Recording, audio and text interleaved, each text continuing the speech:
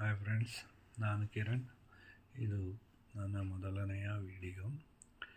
ಈ ವಿಡಿಯೋ ಮಾಡ್ತಿರುವ ಉದ್ದೇಶ ಏನಪ್ಪ ಅಂದರೆ, ಯಾರ್ಯಾರು ಲ್ಯಾಪ್ಟಾಪ್ನಲ್ಲಿ ಟ್ಯಾಲಿ ಯೂಸ್ ಮಾಡ್ತಿರ್ತಾರೆ ಅಂಥವರು ಈ ಅದರ್ ಫಂಕ್ಷನ್ಗಳಾದಂತಹ F1, F2, F3ಗಳನ್ನ ಯೂಸ್ ಮಾಡಬೇಕಾದ್ರೆ ಈ ಫಂಕ್ಷನ್ ಕೀನ ಯೂಸ್ ಮಾಡಿಕೊಂಡೇ ಅದರ್ ಫಂಕ್ಷನ್ ಕೀಗಳನ್ನ ಯೂಸ್ ಮಾಡ್ತಿರ್ತೀವಿ.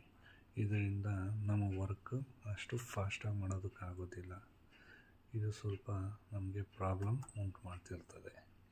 ಇದನ್ನು ಹೇಗಪ್ಪ ಡಿಸೇಬಲ್ ಮಾಡಿಕೊಂಡು ನಮ್ಮ ವರ್ಕ್ನ ಸ್ಪೀಡ್ ಮಾಡ್ಕೋಬೋದು ಅಂದರೆ, ಈ ಫಂಕ್ಷನ್ ಕೀನ ಡಿಸೇಬಲ್ ಮಾಡ್ಕೋಬೇಕು ಅಂದರೆ ಲ್ಯಾಪ್ಟಾಪ್ನಲ್ಲೇ ಫಂಕ್ಷನ್ ಬಟನ್ ಇರುತ್ತೆ. ಅದೇ ಫಂಕ್ಷನ್ ಬಟನ್ನ ಹೋಲ್ಡ್ ಮಾಡಿ ಎಸ್ಕೇಪ್ ಬಟನ್ ಪ್ರೆಸ್ ಮಾಡೋದ್ರಿಂದ ಈ ಫಂಕ್ಷನ್ ಕೀ ಡಿಸೇಬಲ್ ಆಗುತ್ತೆ. ಹಾಗೆ ಅದನ್ನು ಮತ್ತೆ ಎನೇಬಲ್ ಮಾಡ್ಕೋಬೇಕು ಅಂದರೆ ಅದೇ ಫಂಕ್ಷನ್ ಕೀನ ಹೋಲ್ಡ್ನಲ್ಲಿ ಇಟ್ಕೊಂಡು ಎಸ್ಕೇಪ್ ಕೀನ ಪ್ರೆಸ್ ಮಾಡಿದ್ರೆ ಅದು ಮತ್ತೆ ಎನೇಬಲ್ ಆಗುತ್ತೆ. ಈಗ ಮಾಡೋದ್ರಿಂದ